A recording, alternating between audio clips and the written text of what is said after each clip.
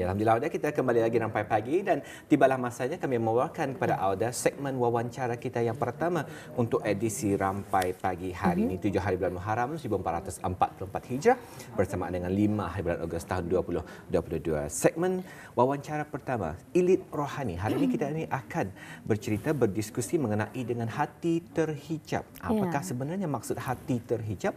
Yang akan bercerita dengan kita ini menerangkan mengenai dengan hati terhijab ini, kita cukup berbangga sekali di studio hari ini kita telah pun menjemput Yang Mulia Dr. Hajah Masuriati Haji Yahya, merupakan seorang penolong profesor Fakulti Usuluddin Universiti Islam Sultan Syarif Ali. Apa kata kita terus saja sapa beliau. Assalamualaikum Ustazah. Waalaikumsalam warahmatullahi wabarakatuh. Sihat hari ini Ustazah. Alhamdulillah sihat. Jadi mendengarkan pembentangan tajuk saja ni ya, baru hati terhijab itu. Rupanya apa yang kami faham iaitu salah ni. Jadi ini kepentingan dan juga keperluan kita ni untuk lebih memberikan kefahaman kepada bis kita melalui tajuk-tajuk yang dibawakan dalam Elit Rohani ini, dan mudah-mudahan juga setiap kandungannya ni ada manfaatnya Ustazah. InsyaAllah. Barangkali tadi terus boleh saja kepada perbincangan kita ni. Tajuk hari ini hati terhijab. Barangkali untuk sebagai mukadimah tu dapat jua dulu menerangkan sebenarnya apa definisi hijab itu. Okey, baik. Ya. Okey, bismillahirrahmanirrahim. Innal hamdalillah nahmaduhu wa nasta'inuhu wa nastaghfiruhu wa na'udzu billahi min syururi anfusina wa min sayyiati a'malina. Man yahdihillahu fala mudilla lahu wa man yudlil fala hadiya lahu. Asyhadu an la ilaha illallah wahdahu la syarika lahu wa asyhadu anna Muhammadan abduhu wa rasuluhu. Amma ba'd. Subhanaka la ilma lana illa ma 'allamtana innaka antal alimul hakim. Rabbi shrah li sadri wa yassir li amri wahlul 'uqdatam min lisani yafqahu qawli. Rabbi yassir wa la tu'azzir wa tamim bil khair. Assalamualaikum warahmatullahi wabarakatuh. Kepada para penonton, para pendengar di mana jua segmen ini dapat ikuti, insya-Allah hari ini kita akan bercakap tentang hati terhijab. Okey, baik. Saya akan memulakan dengan memperkenalkan definisi hijab. Hijab ni sebenarnya semua orang tahu hijab ni maksudnya tutup. Artinya kalau dari segi pakaian kita ni faham yang tutup tu adalah tudung labuh. Okey. Dari segi hukum apabila tudung labuh tu hendaklah dipanjangkan sehingga di bawah paras dada, cuma tu. Jadi itu adalah dari segi pemakaian, dan memang hukumnya adalah wajib okey untuk kita ni memakailah sebagai menutup aurat. Baik, bagaimanapun dalam tajuk hari ini saya akan mengupaskan perkara itu. Okey. Jadi saya akan tumpukan kepada hati terhijab. Artinya maksudnya adalah hati yang tertutup. Tertutup. Jadi yang akan dikupas di sini ialah kenapa hati itu tertutup. Okey. Kenapa? Baik, kita ni sudah faham bahawasanya hati ini adalah merupakan satu wadah yang sangat terdedah, terbuka macam itu. Jadi kalau kedudukan hati yang terdedah ini tadi terdedah kepada kekotoran misalnya, maka itu adalah salah satu sebablah jua mengapa ia boleh terhijab. Namun masih ada proses-proses yang perlu kita ni fahami. Baik. Bagaimanapun hijab yang akan dihuraikan sini adalah merujuk kepada hijabnya, kedudukan hijabnya hati kita ni. Okey. Dan kita pun faham bahasanya hati itu adalah umpama seketul daging. Okey, kalau ianya rosak keseluruhannya, kalau baiklah keseluruhannya, macam tu. Kita ni biasa mendengar hadis tersebut.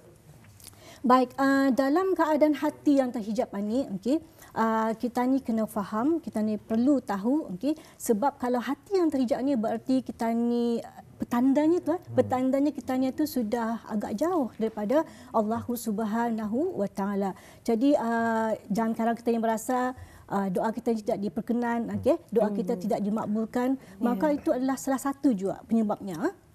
Sebab hati kita itu tadi adalah kedudukannya adalah terhijab. Terhijab oleh sebab beberapa perkara.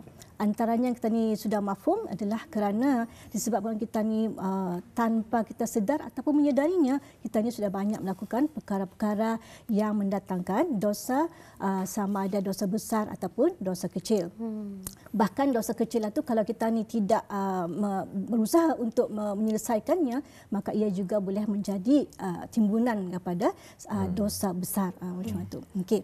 Jadi perkara-perkara di sini yang kita dapat jelas ialah perkara dosa yang menyebabkan hati kita ni itu terhijab, dan agak susah untuk kita ni mengharapkan doa kita ni itu diperkenankan oleh Allah Subhanahu wa taala. Baik, dalam hal ini saya akan cuba teruskan juga kenapa ataupun faktor yang mungkin membawa penyebab kenapa hati kita ni tu terhijab. Okey.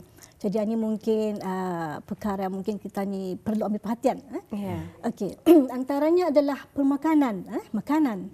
Dan selain makanan adalah kita ni tu orangnya panjang angan-angan. Okey, ini antara dua perkara yang mungkin boleh sempat saya cuba huraikan di sini. Jadi mengenai dengan pemakanan ini, okey. Kita ni selalu, ialah orang kita ni memang suka makan. Memang pun makan tu memang satu keperluan pun dalam menjalani kehidupan untuk kita ni kuat, menyimpan tenaga dan sebagainya. Namun perlu kita ni ambil kira juga, okey, pemakanan yang macam mana yang perlu kita ni ambil agar selari dengan tenaga kita ni dan selari juga dalam usaha kita ni mengerjakan ibadah, amalan ibadah tadi kepada Allah Subhanahu wa taala, supaya jangan nanti amal ibadah tu nanti disebabkan cacat celah dalam pemakanan, artinya tidak diterima, ibadah tidak diterima macam tu. Itu yang kita ni cuba elakkanlah kalau boleh jauhi. Jadi dalam hal ini pemakanan adalah sumber yang perlu kita ambil perhatian sebab ia mengambil kira jelah kalau sumber makanan itu kan ia menjadi darah daging kita ni. Okey. Jadi kalau sumbernya tu bukan halal, maka sudah pasti jauhlah untuk kita ni doa kita itu akan diterima sebab sudah ada perkara-perkara yang tidak halal tadi sudah masuk dalam tubuh badan kita ni. Jadi di sinilah pentingnya kita ni mengambil kira kedudukan makanan. Dan kalau kita lihat kepada ahli tasawuf sendiri pun sebenarnya mereka ni adalah orang yang sangat mengambil berat tentang pemakanan. Sebab itu kalau kita lihat cerita waraknya orang tasawuf itu adalah disebabkan mereka itu sangat berat tentang kedudukan pemakanan. Kalau boleh sumber makanan itu jangan ada masuk dalam tubuh badan kerana mereka sudah faham kalau sumber yang haram tu masuk dalam tubuh badan akan menjadikan paling tidak doa mereka tidak dimakbulkan. Itu yang sangat ditakuti oleh orang-orang tasawuf yang kedudukannya warak. Itu ketelitian dari segi memilih permakanan. Betul. Ini yang kita ni sebut keberkatan dalam rezeki kita ni tu dan dalam kepentingan kita ni memastikan halalan thayyiban tu. Betul. Raja. Baik, dan perkara kedua tadi juga disentuh selain daripada permakanan, panjang akal. Ini yang akan mau diketahui John. Panjang akal. Panjang akal, panjang angan-angan. Ini selalu je mungkin orang kita ni sama ada faham ataupun tidak mungkin ataupun kurang jelas kepada orang lain. Baik, panjang akal ni atau panjang angan-angan ni maksudnya adalah maksudnya kita ni tu banyak angan-angan, tapi kurang usaha untuk mencapai angan-angan tersebut. Sebagai contoh, dalam hal ini mungkin kita ni mengambil lewalah saja bahwasanya kita ni tahu faham bahwasanya Allah Taala itu sangat pemurah, sangat penyayang. Kemudian dalam kita ni memahami keadaan itu kita ni kurang berusaha untuk mencapai apa yang dicari. Sebagai contoh, kita ni faham Allah Ta'ala itu ia pemurah dan memberikan rahmatnya. Tapi kita ni adalah orang yang cuai ataupun tidak berusaha untuk mencari rahmat Allah tersebut. Dan jadi kita ni menggantung-gantungkan angan-angan kita ni seperti itu. Jadi dalam hal ini antara angan-angan dan juga harapan sangat berbeza. Kalau angan-angan ia adalah sesuatu yang kita ni cita-citakan tetapi kita tidak mengusahakannya. Sementara harapan itu adalah sesuatu yang kita ni harapkan tetapi kita ni pasti usahakannya dan pasti mendapatkannya macam tu. Jadi di sana ada dua antara angan-angan dan juga harapan. Jadi sebaiknya biarlah kita ni pendekkan angan-angan, usahalah kita ni berpanjangkan angan-angan sebab akhirnya akan memudaratkan kita ni sendiri.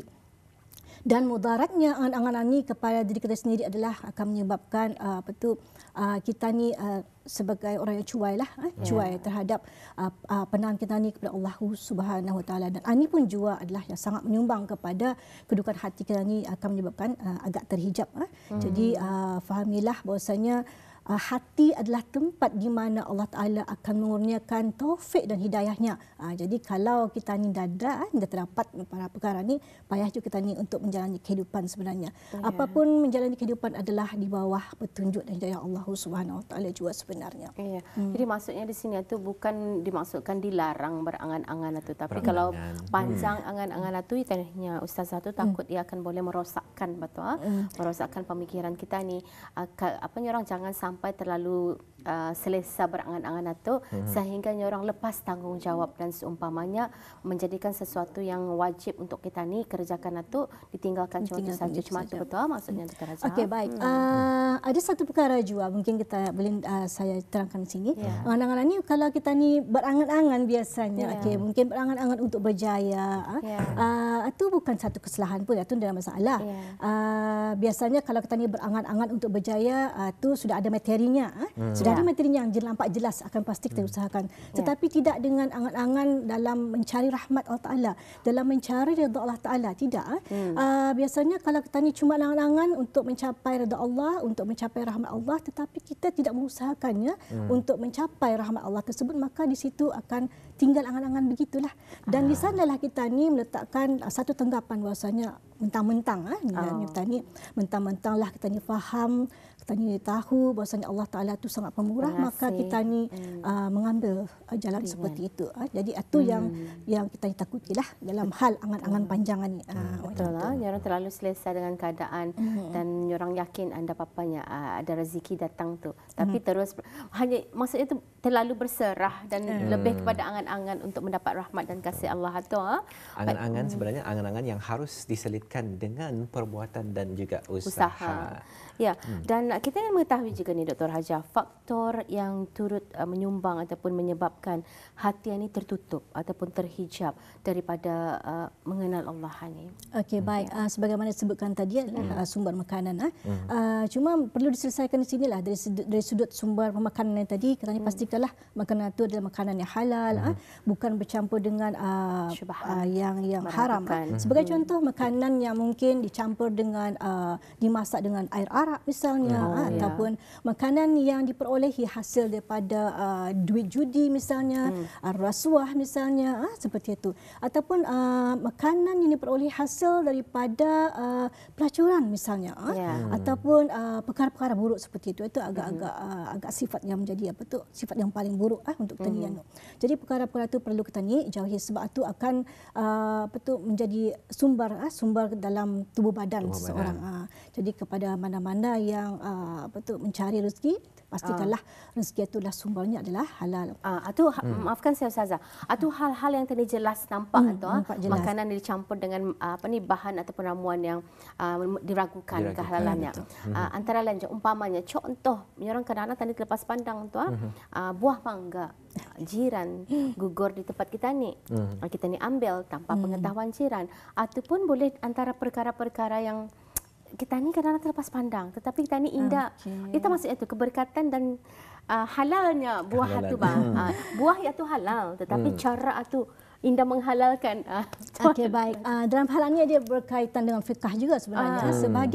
Sebahagian dalam ahli fiqh akan mengatakan sementara ia jatuh dalam satu kawasan yang lain, mungkin ada hak untuk mengambil. Tetapi saya mungkin tidak mahu mengupas panjang dalam hal ini. Mungkin ada orang lebih arif dalam hal ini. Tetapi itu setakat yang saya maklum seperti itu kedudukannya. Namun dalam hal berbalik kepada orang-orang yang tasawuf, misalnya orang yang memang warak, meskipun keadaan itu diperbolehkan seperti itu, pastinya orang yang warak tadi akan cuba mengelakkan, dan kalau pun mahu mungkin mohon kebenaran sebenarnya atau mungkin izinan daripada Tuhan yang ampunya, seperti itu. Jadi perkara itu adalah untuk mensahkan kedudukan perkara itu dan melegakan orang itu sendiri untuk merasakan barang itu halal untuk dimakan, macam itulah. Itu adalah kedudukan orang-orang yang tasawuf yang memang sifatnya warak, dia akan menjaga keadaan seperti itu. Baiklah, Dr. Ustazah, mungkin boleh ditanyakan dalam keterbatasan waktu kita ni untuk segmen wawancara ni, rasanya penting sekali juga untuk tadi mendiskuskan mengenai dengan Ustazah cara tadi menguruskan hati yang terhijab. Ya. Okey, baik. Sarana amalia saya berikan pengurusan hati yang terhijab ni biasa. Di antaranya dah solat, sudah semestinya solat. Okey, siapa yang boleh melakukan zakat ataupun berinfak, silakan. Dan kemudian bertafakur juga adalah sebahagiannya. Kemudian haji, okey. Dan yang paling penting adalah takarubnya kita ni, muhasabahnya diri kita ni, dan yang terakhirnya juga kalau boleh sentiasalah berdoa.